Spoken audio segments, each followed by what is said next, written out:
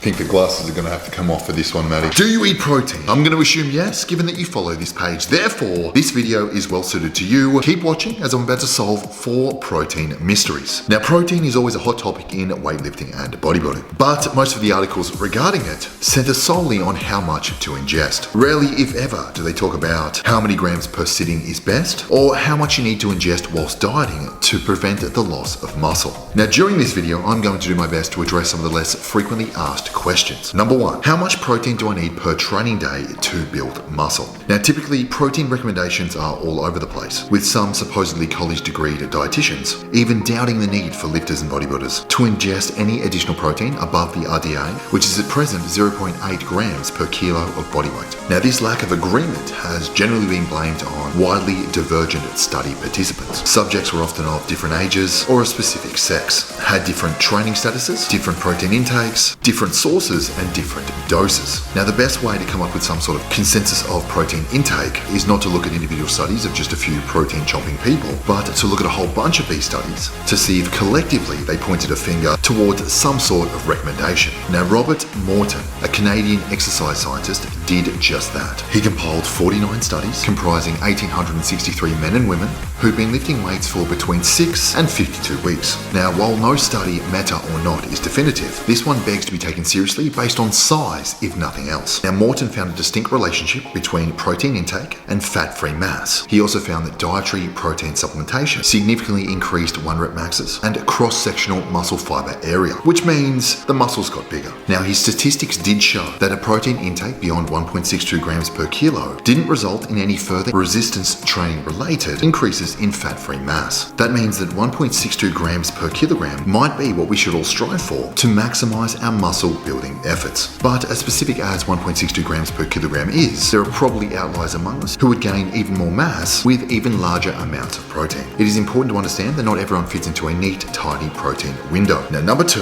what is the optimal amount of protein to eat per meal? It used to be one of the oldest and most persistent truisms of bodybuilding, and it was that you couldn't absorb more than 20 to 25 grams of protein per meal. This belief, more than anything, probably gave rise to the seemingly universal bodybuilding habit of eating 6 or more meals per day. Now, how and why this belief is about is a mystery, it really is. No one layperson or researcher has been able to find any specific evidence for this protein speed limit. Nevertheless, majority of bodybuilders have put on their dietary seatbelt and abided by this limit for as long as anyone can effectively remember. Now, luckily, we now have research to blast through this mythical barrier. The scientists, after conducting a meta-study on the topic, concluded that lifters interested in maximizing protein synthesis should consume protein at a minimum rate of 0.4 grams per kilogram spread across a minimum of 4 meals in order to reach a maximum daily goal of 1.6 grams per kilogram. Now, here is what that looks like for various body weights. If you're 150 pounds or approximately 70 kilos, you will need to eat around 27 grams of protein for 4 total daily meals. If you are 225 pounds or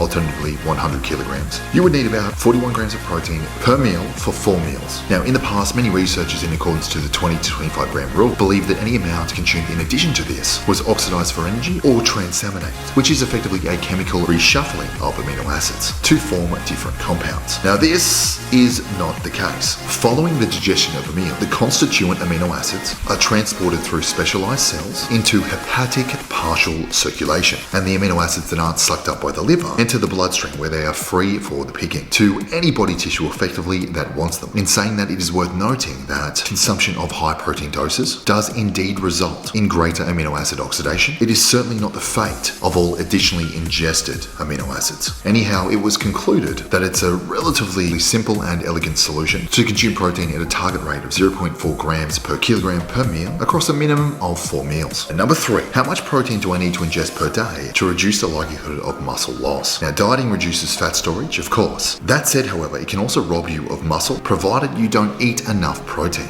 And it's quite common for dieters that only consider their total caloric intake to lose far more muscle than necessary during a deficit phase. And rather than looking better, they end up looking significantly worse. The truth is, you actually need to eat more protein whilst dieting than you do when you were trying to gain muscle. There were some British scientists that recruited 20 bodybuilders between the ages of 18 and 40 to figure out just how much protein dieters needed. Prior to the study, these bodybuilders were ingesting 1.6 grams of protein per kilogram. Now, all subjects were put on diets where they consumed 40% less calories than they typically burns per day. Now to clarify, I don't recommend that. That is a drastic deficit. Now to accomplish this, the first group of bodybuilders just ate less than they typically would proportionally. Their protein intake dropped to about 1 gram per kilogram per day. The second group of dieters substituted protein shakes for carbs and fats and increased their daily protein intake to 2.3 grams per kilogram per day. The group that ate 2.3 kilograms per gram per day hardly lost any muscle mass. Virtually all of their weight loss was fat. The lower protein group virtually lost as much fat as they did muscle. The lower protein diet also seemed to reduce the dieters' levels of free testosterone by 26%, whereas the high group only experienced a 7% reduction. And number 4, what is the best kind of protein when trying to build muscle? Now, when it comes to evaluating the quality of a protein, it all comes down to bioavailability